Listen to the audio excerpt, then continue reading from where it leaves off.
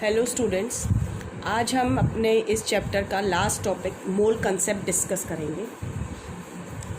आप अपनी day to day की लाइफ में बहुत सारी चीज़ें खरीदते हैं, जैसे पेन है, पेंसिल है, बनानास हैं, ठीक है। और आप जब ये चीज़ें खरीदते हैं तो सिंपली इनको काउंट करके ख़रीदते हैं। जैसे क्यों काउंट करके ख़रीदते हैं? क्योंकि हमें ये लिमिटेड नंबर में चाहिए होते हैं और इनका साइज़ भी बड़ा होता है। लेकिन वहीं पर अगर आपसे ये कोई पूछे कि आप जो गेहूं के दाने होते हैं, व्हीट ग्रेन्स हैं या राइस ग्रेन्स हैं, ठीक है, हम उन्हें काउंट करके क्यों नहीं खरीदते? हम पेन, पेंसिल है, इरेज़र है, बुक्स हैं, नोटबुक्स हैं, इनको तो काउंट करके ख़रीद रहे हैं, तो उसको काउंट करके क्यों नहीं खरीदते हैं?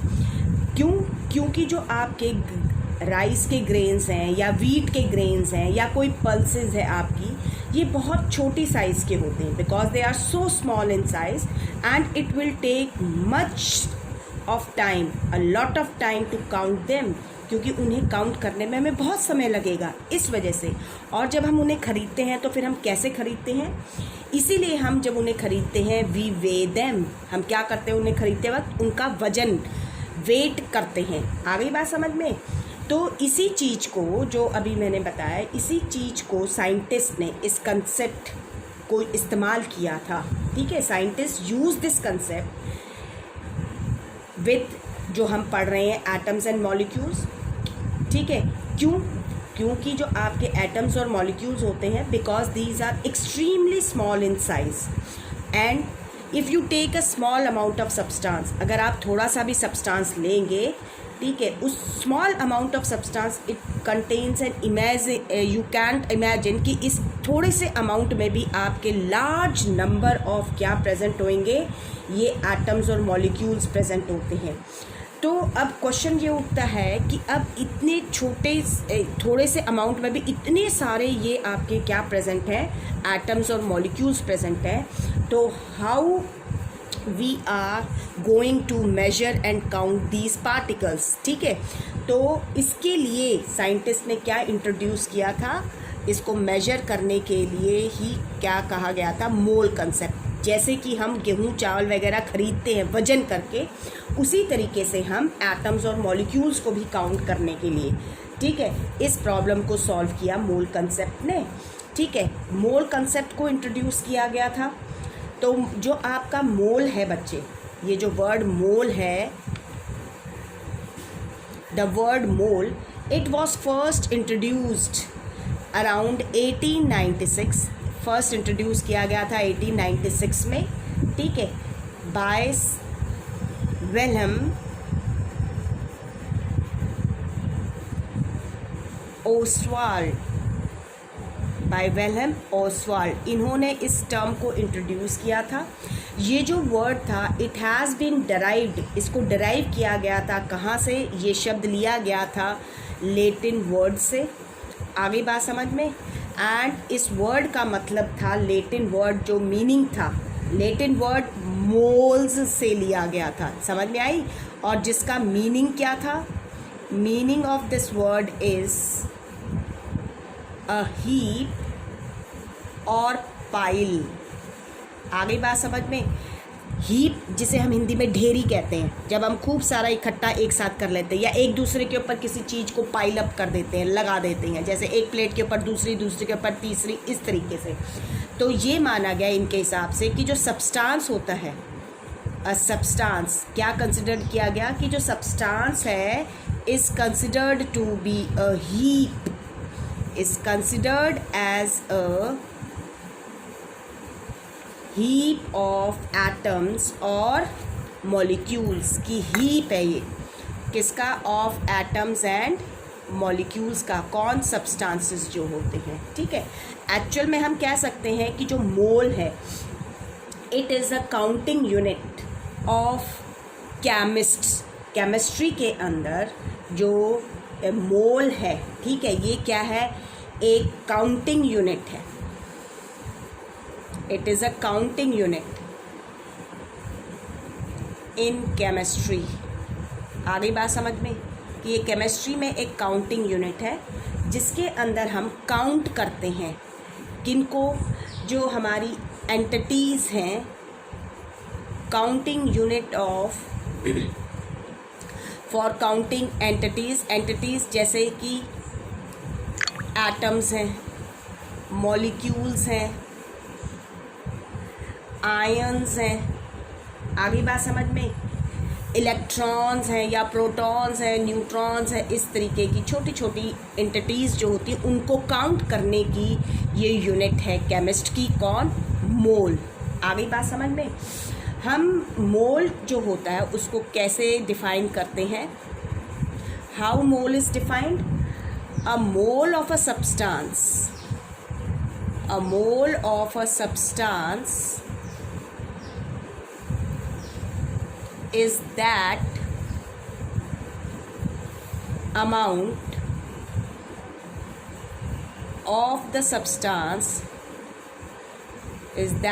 of the substance which contains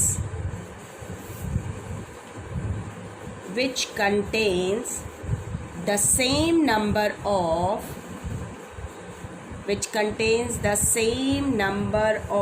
entities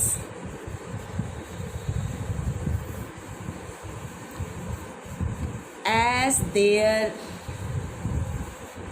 are atoms in exactly 12 grams of carbon 12। ये माना जाता है कि एक मोल ऑफ सब्सटेंस क्या है? वो अमाउंट है सब्सटेंस का जिसमें उतने नंबर ऑफ एंटिटीज़ मीन्स उतने नंबर, वो एटम्स के भी हो सकते हैं, मॉलिक्यूल्स के भी हो सकते हैं, आयंस के भी हो सकते हैं, इलेक्ट्रॉन प्रोटॉन जो भी है उसके नंबर होंगे। ठीक है, जो किसके बराबर होंगे? जितने एटम्स एग्जैक्टली 12 ग्राम जो हमारे कार्बन का जो आइसोटोप 12 है उसके अंदर होते हैं। आगे बात समझ में, इसे हम मोल कहते हैं। और ये पाया गया कि जो 12 ग्राम ऑफ कार्बन 12 है, ठीक है, it is found that 12 gram of carbon 12 is found to contain 6.022 into 10⁻23 atoms of carbon 12। हम बात कर रहे हैं काउंटिंग यूनिट की, ठीक है, कि 12 ग्राम में, जैसे कि हम कहते हैं, इसको और सिंपल थोड़ा सा बता देती हूँ। जैसे आप ये मानिए कि हम जब पेन या पेंसिल कई बार ख़रीदते हैं तो आपने देखा होगा हम वर्ड यूज़ करते हैं डज़न, या हम यूज़ करते हैं ग्रॉस। जब हम कहते हैं कि दुकानदार को कि आई नीड 1 डज़न पेंसिल, तो मीन्स 1 डज़न मीन्स आपको 12 पेंसिल मिलेंगी, यानी 12 नंबर्स होता है, डज़न यूज़ करती है। अगर मैं ग्रॉस का यूज़ करती हूँ तो अंडरस्टूड है कि ग्रॉस में 144 नंबर्स होते हैं। तो आप कोई भी आइटम ख़रीद सकते हैं, ठीक है। तो इसमें क्या है, डज़न बोलते ही सबको पता चल जाएगा। आप कुछ भी ख़रीद रहे हैं, चाहे वो ऑरेंज है, बनाना है, पेन है, पेंसिल है, नोटबुक है, तो वो आपको 12 आइटम्स मिलेंगे।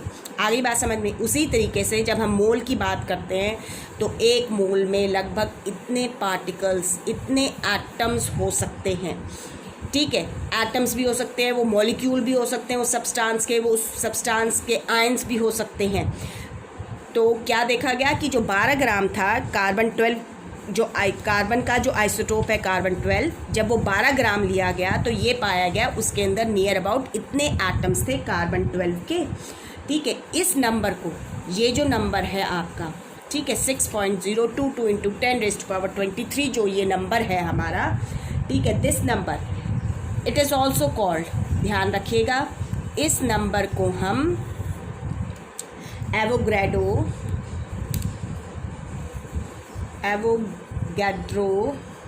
नंबर या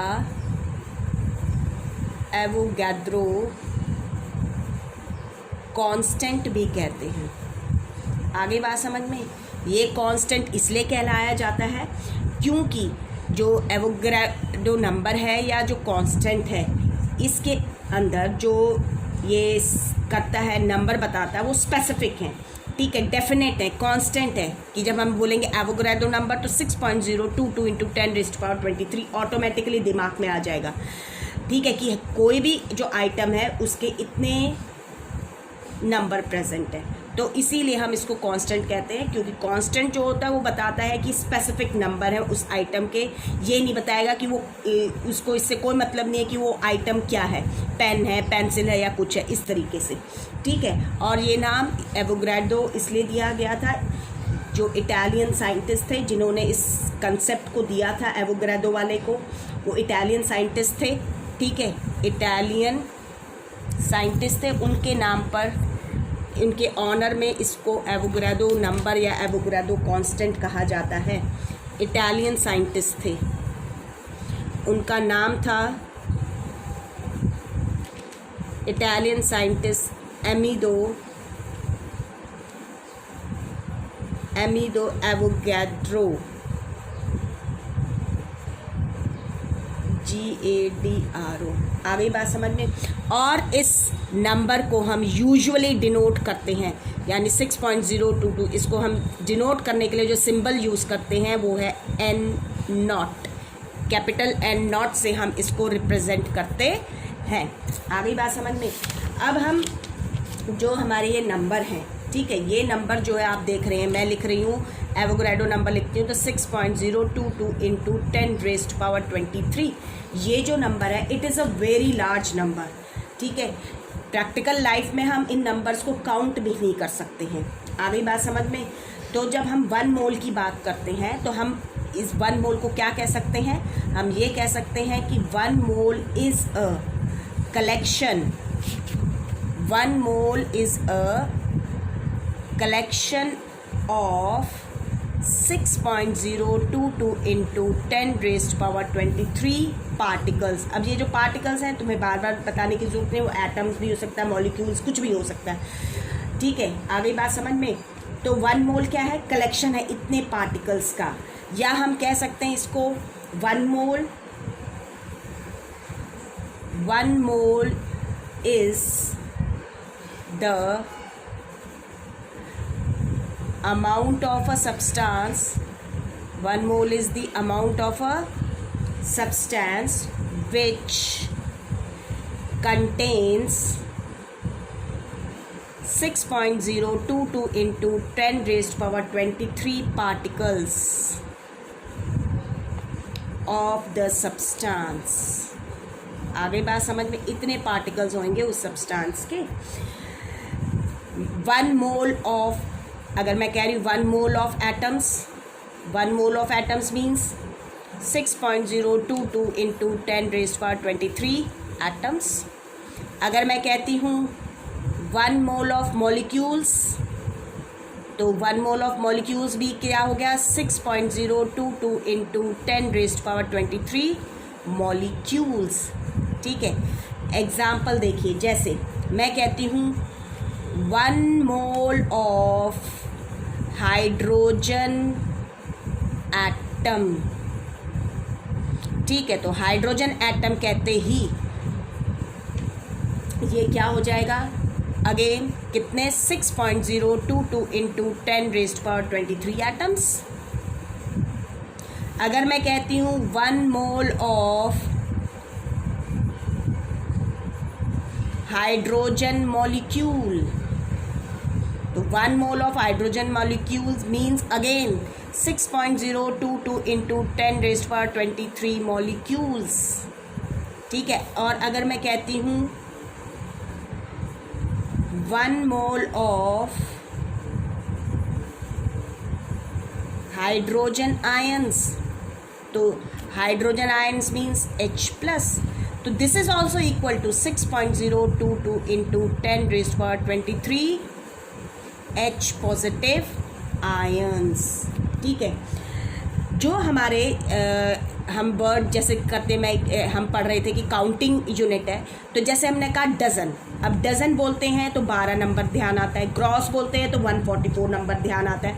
ऐसे ही 1 मोल बोलेंगे तो हम कितने particles, 6.022 into 10⁻23 particles in dozen. और हमने अगर मान लो सपोज मैं कह रही हूँ कि I have purchase 1 dozen pencil, तो मेरे पास 12 पेंसिल आ गई, ठीक है। उन 12 पेंसिल का क्या वज़न होएगा, आई डोंट नो, ठीक है। जैसे सपोज करो 1 डज़न ये पेंसिल खरीदी मैंने, तो ये 12 इस तरह की पेंसिल आ गई। 1 डज़न ये भी खरीदी तो ये भी 12 आ गई। लेकिन इन 12 डज़न में मुझे नहीं पता ये जो 12 पेंसिल आई हैं इनका मास कितना है, या ये जो पेंसिल आई इनका मास कितना है। और अगर हम मास निकालेंगे तो हो सकता है इट वेरीज, ज़रूरी नहीं कि ये जो 12 पेंसिलें इनका मास जितना होएगा उतना ही मास इन 12 पेंसिलों का होएगा, इट इज़ नॉट। लेकिन एक एडवांटेज मोल्ड के केस में ये है, it is one of the advantage कि हमें जब हम डज़न वगैरह करते हैं तो उनमें हमें मास का नहीं पता। लेकिन इसमें फ़ायदा क्या है कि mass of 1 mole of a particular substance, ये एक एडवांटेज है इसका, इज़ ऑल्सो फिक्स्ड, ये भी फिक्स्ड होता है जो मास होता है। आ गई बात समझ में। और हमारा जो मास होता है, mass of 1 mole of a substance, जो मास होता है 1 मोल ऑफ ए सब्सटेंस का, वो इक्वल होता है रिलेटिव एटॉमिक मास और रिलेटिव मॉलिक्यूलर मास जो है इन ग्राम्स में। आगे बात समझ में। तो जो मास है हम क्या कह सकते हैं,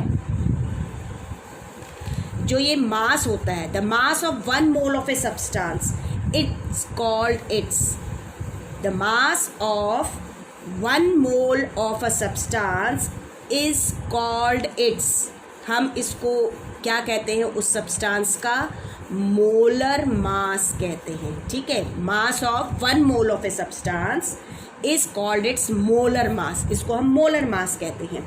और आप सभी को पता है कि जो ये अगर हम ग्राम्स में लिखते हैं तो एटॉमिक मास है, मान लो जैसे हाइड्रोजन का 1 यू होता है एटॉमिक मास, तो मोलर जो इसका ग्राम एटॉमिक मास होएगा, हमने यू को रिप्लेस करके जी लगाना होता है। यह आपको कंसेप्ट मैंने बता दिया था। अब हम बात करेंगे मोल ऑफ एटम्स की। ठीक है, जब हम बात करते हैं मोल ऑफ एटम्स की, तो मोल ऑफ एटम्स में आप क्या देखेंगे, सबसे पहली चीज़ आपको क्या ध्यान रखना है मोल्स ऑफ एटम्स में, कि जो सिंबल्स होते हैं, ठीक है, मोल्स ऑफ एटम्स में आपने ध्यान रखना है symbols of atoms of an element, symbol of an element, किसी भी एलिमेंट का जो सिंबल होता है, इट रिप्रेजेंट, क्या रिप्रेजेंट करता है। अगर आपको सिग्निफिकेंस ध्यान है जब सिंबल्स पढ़ाए थे, तो अगर मैं कोई सिंबल लिखती हूँ तो अभी हम इसको देखते हैं, it represents 1 mole of atoms of that element, वो उस एलिमेंट का 1 मोल रिप्रेजेंट करते हैं। आगे बात समझ में। तो हम क्या कह सकते हैं कि जो 1 मोल ऑफ एटम्स होता है, 1 mole of atoms of an element, आगे बात समझ में, ये इक्वल है किसके, gram atomic mass of the element के, या हम इसे क्या कह सकते हैं, molar mass of the element के। आगे बात समझ में।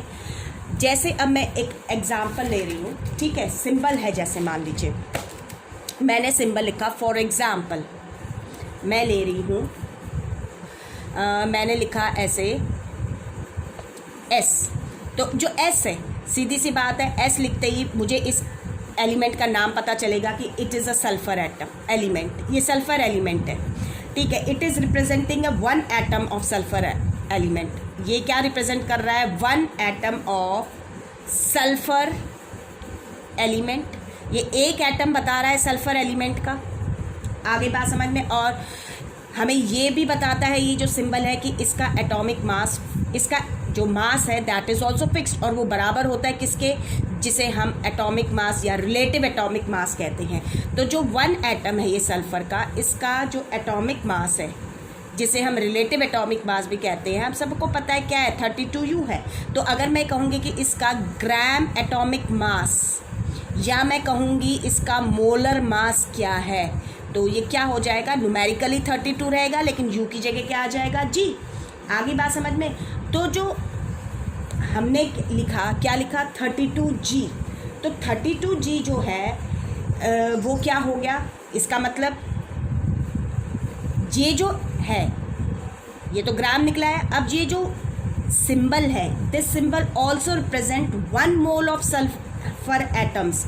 ये आपका रिप्रेजेंट कर रहा है 1 मोल ऑफ सल्फर एटम्स को भी। तो जब हम कहेंगे 1 मोल ऑफ सल्फर एटम्स तो ये इक्वल होएगा ग्राम एटॉमिक मास के, और ये इक्वल हो जाएगा 32 ग्राम के। आगे बात समझ में? यानी कि कहने का मतलब है कि अगर मैं 32U लिखती हूँ तो it is the mass of 1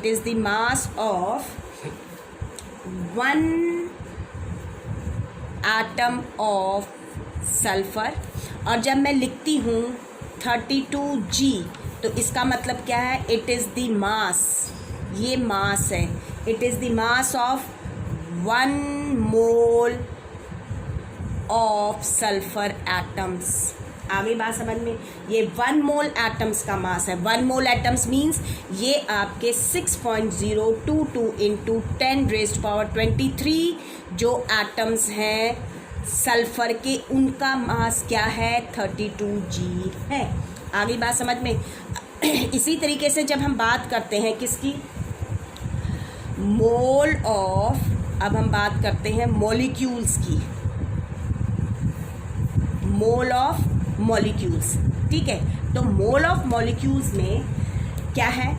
जो मॉलिक्यूलर फॉर्मूला होता है,